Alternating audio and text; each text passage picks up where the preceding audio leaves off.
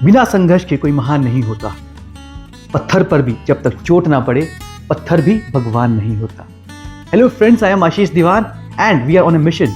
We are on a mission to give financial stability to 10 lakh people just like you by using our unique investment strategies. अब जब financial freedom चाहिए दोस्तों, तो उसके लिए हमें हमारे खर्चों का तो पता होना चाहिए ना कि हम कहाँ कहाँ क्या क्या खर्चा कर रहे हैं, या फिर हमारी इन्वेस्टिंग और ट्रेडिंग के अंदर कौन कौन से एक्सपेंसेस हैं जो हमें पता ही नहीं है। वो ऑटोमेटिकली चार्ज हो जाते हैं और हम उन्हें देख नहीं पाते। आज हम इस वीडियो के अंदर पर्टिकुलरली उन चार्जेस के मैटर में बात करेंगे जिनका आपने शायद नाम भी नहीं सुना होगा। आप लोगों को पता है, कुछ साल पहले ब्रोकरिंग चार्जेस बहुत ज़्यादा हुआ करते थे कोई भी शेयर परचेज करने के लिए या सेल करने के लिए। वो चार्जेस क्यों ज़्यादा होते थे? क्योंकि ब्रोकरेज फर्म्स बहुत कम थी। तो जब ब्रोकरेज फर्म्स कम थी तो वो अपने मन मुताबिक ब्रोकरेजेस या कमीशन चार्ज किया करती थी। अब क्या हो गया है, इन दिनों ब्रोकरेज फर्म्स बहुत ज़्यादा हो गई हैं। तो अब जब ब्रोकरेज फर्म्स बहुत ज़्यादा हो गई हैं तो कंपटीशन का क्या होगा? कंपटीशन बहुत ज़्यादा हो जाएगा। कंपटीशन ज़्यादा हो जाएगा तो क्या होगा? हर ब्रोकरेज फर्म अपनी अपनी रेट्स को डाउन करेंगी। डाउन क्यों करेंगी दोस्तों? वही कारण, डिमांड एंड सप्लाई का। यहाँ सप्लाई ज़्यादा है और डिमांड कम है, तो हर ब्रोकरेज फर्म ये चाहेगी कि हर कस्टमर उसी के पास जाए। उसी के लिए वो अपनी अपनी रेट्स को डाउन करते जाएंगे। अब आप पूछेंगे मेरे से, आशीष क्या फ़र्क पड़ता है हमें? अच्छा है ना हमारे लिए तो कि ब्रोकरेज रेट्स डाउन हो रही हैं, तो हमारे लिए मार्केट में इन्वेस्ट करने की अपॉर्चुनिटीज़ और बढ़ जाएंगी। नहीं दोस्तों, ऐसा नहीं होता। मैं समझाता हूँ आपको। उससे पहले आप में से मेरे जो नए दोस्त जुड़े हैं आज चैनल पे, वो जाके चैनल को सब्सक्राइब कर दें ताकि आपको आगे की इन्फॉर्मेशन वाली वीडियोस मिलती रहे। दोस्तों समझते हैं अब कि ज़्यादा ब्रोकरेज और कम ब्रोकरेज होने से क्या फ़र्क पड़ता है। जब पहले कंपनी की ब्रोकरेजेस बहुत ज़्यादा थी तो उस समय क्या हुआ करता था कि कोई भी ट्रेडर एक ट्रेड लेने से पहले 50 बार सोचा करता था। तो जब कोई भी चीज़ करने से पहले हम 50 बार सोचते हैं तो उस समय गलती करने की गुंजाइश बहुत कम हो जाती है। तो अब जब हमें पता है कि हमारी ब्रोकरेज रेट्स बहुत ज़्यादा हैं तो हम अपनी डिसीजन मेकिंग को बहुत अच्छा कर पाएंगे। यही होता है दोस्तों, जब हम मार्केट में भी जाते हैं, कोई चीज़ अगर महंगी होती है तो हम तो उस पर्टिकुलर चीज़ को लेने में हम 50 बार सोचते हैं, और जब हम 50 बार सोचते हैं तो उस चीज़ को लेने का डिसीजन हमारा और फर्म हो जाता है कि हम कोई गलत चीज़ तो अपने घर में लेके नहीं आ रहे हैं। अब चलते हैं आज के सिनेरियो में। आज जब ब्रोकरेज रेट्स इतने डाउन हो चुके हैं तो हम आज बिना सोचे समझे केयरलेसली बहुत सारे ट्रेड्स बाय कर लेते हैं। सोचते हैं कि क्या लगेगा, ब्रोकरेज बहुत कम लग रही है, इससे कोई फ़र्क नहीं पड़ता कि कितना ब्रोकरेज हम देना पड़ रहा है, क्योंकि इट्स वेरी नॉमिनल दोस्तों। तो ऐसा करने से हमारे गलती करने की गुंजाइश बहुत ज़्यादा बढ़ जाती है, क्योंकि हम सोच विचार बहुत कम करते हैं। दोस्तों अब अपन ने समझ लिया कि ब्रोकरेज कम होने का मतलब अच्छा नहीं होता, बुरा भी होता है। अब भले ही ब्रोकर आपसे ज़्यादा चार्जेस ना लें, लेकिन स्टॉक मार्केट में और भी ऐसे बहुत से चार्जेस होते हैं जो हमें दिखाई नहीं देते, लेकिन वो एप्लीकेबल होते हैं। वो चाहे सेबी से रिलेटेड हो गए, गवर्नमेंट से रिलेटेड हो गए, या फिर स्टॉक एक्सचेंजेस से रिलेटेड हो गए। आपने मार्केट में बहुत बार सुना होगा कि आज इस ब्रोकरेज फर्म का 0 ब्रोकरेज लग रहा है, या लेस ब्रोकरेज लग रहा है, या डिस्काउंट ब्रोकरेज लग रहा है। दोस्तों ब्रोकरेज से फ़र्क नहीं पड़ता। ब्रोकरेज तो हर फर्म की अलग अलग हो सकती हैं, लेकिन उस फर्म के साथ साथ अपने को ये भी देखना पड़ता है कि और हिडन चार्जेस कौन कौन से हैं जो हमारे ऊपर एप्लीकेबल हैं आज की डेट में। दोस्तों ये हिडन चार्जेस समझने से पहले हमें 2 टर्म्स को दोबारा समझना पड़ेगा। एक बार फिर रिवाइज कर लेते हैं। इंट्राडे ट्रेडिंग क्या होती है और डिलीवरी क्या होती है। दोस्तों इंट्राडे ट्रेडिंग वही होती है कि हम सेम डे शेयर को बाय करके सेम डे ही उसे मार्केट में सेल करके जाते हैं। और डिलीवरी क्या होती है, हम कोई शेयर को आज बाय करते हैं तो उसे 1 या 1 से ज़्यादा दिन अपने अकाउंट में रखते हैं। जितने भी चार्जेस हैं उन सब चार्जेस में सबसे मेन चार्ज होता है ब्रोकर का। सबसे महंगा चार्ज ब्रोकर का ही चार्ज होता है, जो कि ब्रोकर चार्ज करता है अपने अपने हिसाब से, जो हम पहले बात कर चुके हैं। अब समझते हैं ब्रोकर कितने टाइप के होते हैं। दोस्तों 2 टाइप के ब्रोकर होते हैं। पहला होता है फुल सर्विस ब्रोकर।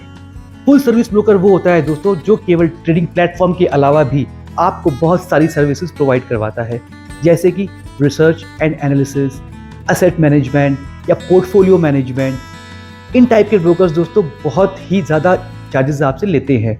जो कि समझ लीजिए आपके टर्नओवर का 0.01% से लेकर 0.6% तक भी हो सकता है। दोस्तों, in comparison to full service brokers, discount brokers बहुत ही कम रेट्स के ऊपर आपको अपना प्लेटफॉर्म प्रोवाइड करवा देते हैं। समझते हैं डिस्काउंट ब्रोकर्स किसे कहते हैं। दोस्तों, डिस्काउंट ब्रोकर्स बजट ब्रोकर्स होते हैं। ये आपको स्टॉक ट्रेडिंग एडवाइस नहीं देते, लेकिन आप खुद स्टॉक ट्रेडिंग पर कर सकें उसके लिए अच्छा प्लेटफॉर्म आपको प्रोवाइड करवा दिया जाता है। डिस्काउंट ब्रोकर्स के जो चार्जेस होते हैं वो फ्लैट रेट बेसिस पर होते हैं, जो कि बहुत ही कम होते हैं। ब्रोकरेज चार्जेस के अलावा ट्रेडिंग और इन्वेस्टमेंट के अंदर बहुत सारे ऐसे एडिशनल चार्जेस भी होते हैं जो हमें पेमेंट करनी पड़ती है। समझते हैं उन सब चार्जेस को। पहला होता है STT, security transaction tax. Brokerage के बाद ये सबसे बड़ा स्टॉक ट्रेडिंग चार्ज होता है। अगर आप कोई शेयर डिलीवरी में पिक करते हैं तो आपको ये STT शेयर को बाई एंड सेल दोनों के टाइम पे लगेगा, जो कि 0.1% होता है। यही अगर हम इंट्राडे करते हैं, यानी सेम डे बाई करके सेम डे ही बेच देते हैं, तो ये STT हमें केवल एक बार ही लगता है, जो होता है 0.025% of your total turnover. Next होता है stamp duty. Stamp duty state government के द्वारा चार्ज किया जाता है। ये stamp duty government to government, या समझ लीजिए स्टेट टू स्टेट वेरी करती है।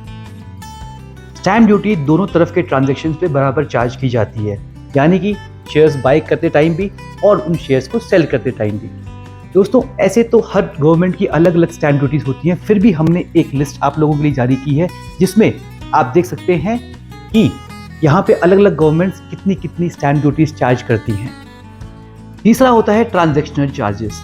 दोस्तों, ये चार्जेस वो होते हैं जो स्टॉक एक्सचेंज आपसे चार्ज करती हैं। ये स्टॉक एक्सचेंज आपके बाइंग और सेलिंग दोनों के ऊपर बराबर चार्ज होता है। इंट्राडे एंड डिलीवरी दोनों पे सेम ट्रांजैक्शन चार्जेस होते हैं। दोस्तों, national stock exchange total turnover का 0.00325% as transaction fees equity and delivery पर चार्ज करती है। वहीं BSE टोटल टर्नओवर का 0.003% चार्ज करती है। नेक्स्ट होता है SEBI turnover charge. SEBI means security and exchange board of India, जो सिक्योरिटी मार्केट को रेगुलेट करता है। सेबी भी दोनों तरफ यानी बाइंग एंड सेलिंग में टर्नओवर पर चार्ज किया जाता है। यह equity, intraday, delivery, future and options trading सब में सेम रहता है। सेबी का टर्नओवर चार्ज बहुत ही नॉमिनल होता है दोस्तों, जो कि 1 करोड़ के टर्नओवर पे सिर्फ 10 रुपए होता है। यानी कि अगर आप 10 लाख की कोई चीज कर रहे हैं तो उसमें केवल 1 रुपए ही आपको देना होगा।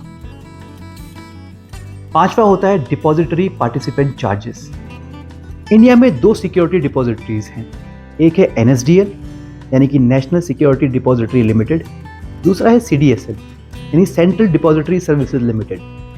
जो भी हम कोई शेयर खरीदते हैं तो उसे इलेक्ट्रिक फॉर्म में इन डिपॉजिटरीज में रखा जाता है। इस सर्विस के लिए डिपॉजिटरीज एक फिक्स अमाउंट चार्ज करते हैं। डिपॉजिटरीज ट्रेडर्स और इन्वेस्टर्स को डायरेक्टली चार्ज नहीं करते, वो डिपॉजिटरी पार्टिसिपेंट से चार्ज करते हैं। यहाँ जो आपकी ब्रोकरेज फर्म होती है जिसके पास आपका डीमैट अकाउंट है, वो डिपॉजिटरी पार्टिसिपेंट होता है। यह चार्ज आपका ब्रोकर आपसे चार्ज करता है क्योंकि आप डायरेक्टली डिपॉजिटरी से लिंक नहीं हो सकते, तो आपके बिहाफ पर आपका ब्रोकर यह काम करता है। नेक्स्ट होता है GST, goods and services tax. ये तो आप सब जानते ही होंगे वैसे तो, लेकिन यहां ये किस वे में चार्ज होता है ये मैं आपको बताता हूं। दोस्तों, total brokerage and transaction charges का 80% फीस गवर्नमेंट के द्वारा GST के रूप में लिया जाता है, जो कि कंपलसरी होता है। दोस्तों, लास्ट होता है कैपिटल गेन टैक्सेस। ये टैक्स हम सभी फाइनेंशियल ईयर के एंड में पे करते हैं। 2 टाइप के कैपिटल गेन टैक्सेस होते हैं। पहला होता है शॉर्ट टर्म कैपिटल गेन, दूसरा होता है लॉन्ग टर्म कैपिटल गेन। जब आप किसी स्टॉक को खरीदी हुई डेट से 1 साल में बेच देते हैं तो उसे शॉर्ट टर्म कैपिटल गेन या लॉस कंसिडर किया जाता है, जिसमें अगर आपको प्रॉफिट होता है तो उसका 15% आपको एज ए टैक्स चार्ज दिया जाता है। और स्टॉक को 1 साल तक अगर आपने होल्ड कर लिया तो उसके बाद अगर आप उसे बेचते हैं तो उसे हम long term capital gain consider करते हैं। अगर आपको लॉस होता है तो कोई टैक्स नहीं लगता है। अगर आपको प्रॉफिट होता है 1 साल के बाद भी तो उसमें आपको 10% का टैक्स गवर्नमेंट को पे करना पड़ता है। इंट्राडे ट्रेडर्स को उसके टैक्स स्लैब के हिसाब से कैपिटल गेन टैक्स पे करना पड़ता है। फॉर एग्जांपल, अगर आपकी इनकम हाईएस्ट टैक्स स्लैब में है तो आपको अगर इंट्राडे में प्रॉफिट कमाया हुआ है तो आपको उस पर 30% टैक्स पे करना होगा। दोस्तों, हम जब शेयर मार्केट में ट्रेडिंग और इन्वेस्टमेंट करते हैं तो हमें इन चार्जेस का नॉलेज होना बहुत ज़रूरी हो जाता है। आई होप आप लोगों को ये वीडियो पसंद आया होगा। अगर आप लोगों को ये वीडियो पसंद आया हो तो आप इसे लाइक, शेयर और सब्सक्राइब ज़रूर करके जाइएगा ताकि हमें आपसे मोटिवेशन मिलती रहे। Because learning is earning, happy learning.